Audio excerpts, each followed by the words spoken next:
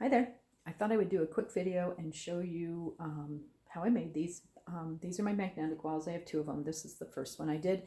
They're both exactly the same size. The size was determined mostly because it was what would fit in my car. And the image, the snowbank image, was actually the same size of my camera. It was like path of least resistance. We can get it printed. This started as an interactive. I run my own private art studio so I can set my budgets and stuff like that. And I love it because I deal with a lot of homeschoolers. I do a lot of art shows and stuff, and we even the grown-ups love to be in art shows. So I like interactives in my art shows, and that's kind of how this got started. It was a photography class with some homeschool middle schoolers, and we were studying Rob Mulholland and his ghost figures in the woods. And I'll send you a picture along with that. That is so cool. He actually has people-shaped mirrors, and we couldn't do that. For homework, they had to do an assignment with mirrors. But as an interactive, you can see this is a giant snowbank. It's actually spring here. We're on Lake Superior in the UP of Michigan. And so it was a beautiful spring day. Most of the kids didn't even have coats on.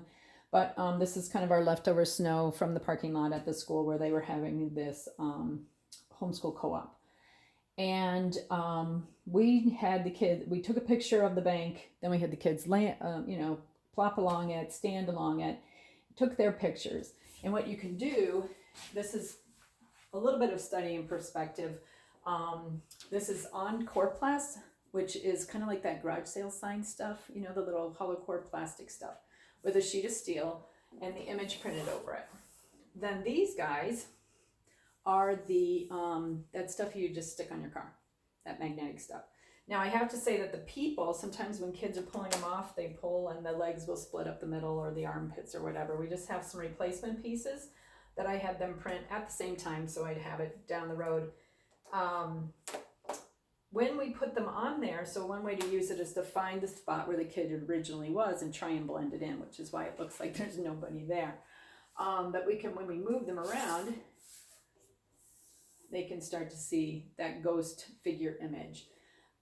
The other thing that they can do is, let me put this guy back here for just a second. You can take one of the smaller people that's up on the hill, up on the snowbank, because you can't really tell how giant this is until you start looking at the images of the kids who were actually, we had them print on paper, the kids, so they didn't have to draw themselves, and they just cut themselves out and traced themselves, and so you can see they were pretty big on that bank. This girl here is the same size as the one down here, and when I put them together, you can see, I'll bring it up here so you can see it in the video, how enormously different they are.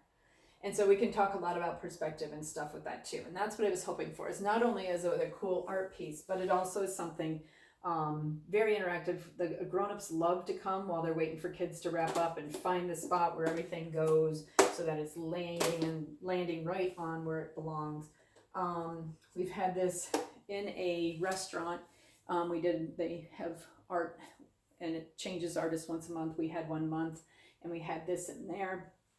It held up really, really well. We took a few of the people off and added a lot of snowballs because that made it more easy, just in case, for little kids, and a lot of use. It's also been in an art show we call the Dog Days Art Show, which is during our sled dog. February, we always have a sled dog race that starts here in Marquette.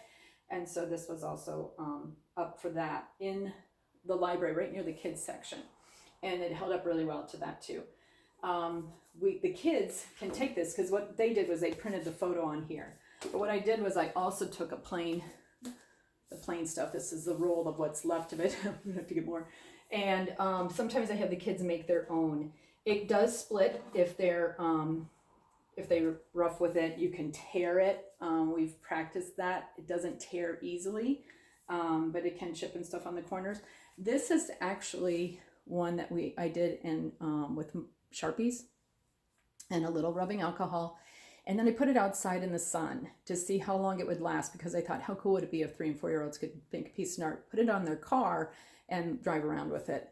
It fades. So if we go with that watercolor look, we can pull it off. But if we start with it bright and shiny and it fades, parents are going to think that there's something wrong with it. So we're going to just work out a way we can do it soft and make it look like it was intended to be that way. It has a UV covering on it, and that still didn't keep it from fading a little bit. So this started off as bright and shiny. But like I said, if we do it in soft colors, the parents don't know, and it works great. The kids are still excited. So the other interactive is this one, and I'm gonna, sorry for the jump in the video.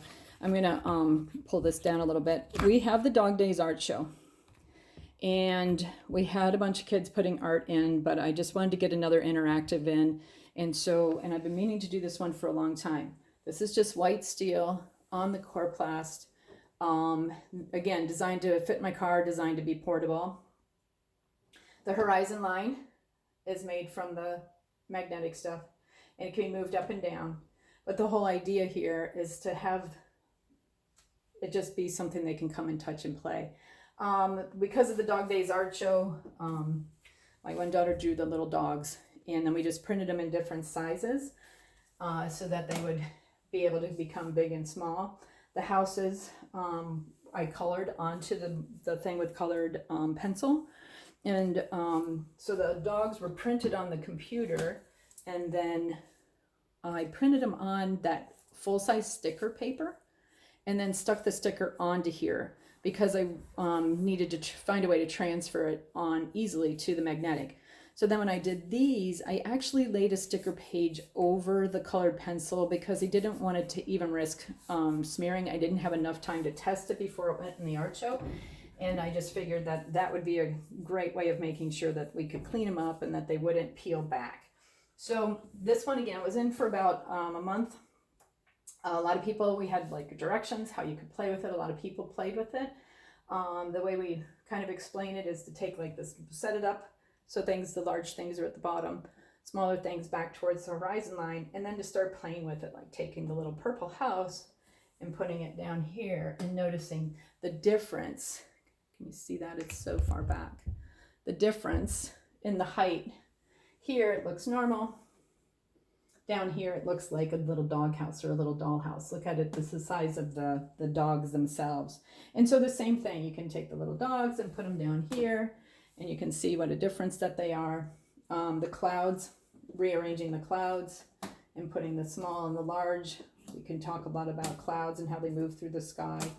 The whole aesthetic was set up to kind of be something just really cool during the Dog Days art show, and we had so much snow, 300 inches that year.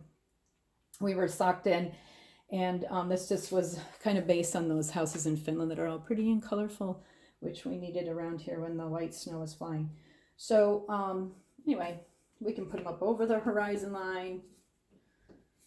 We can mess with all kinds of stuff. So what ends up happening is this is kind of my corner at the bottom of my stairs. My house is my studio's in my basement.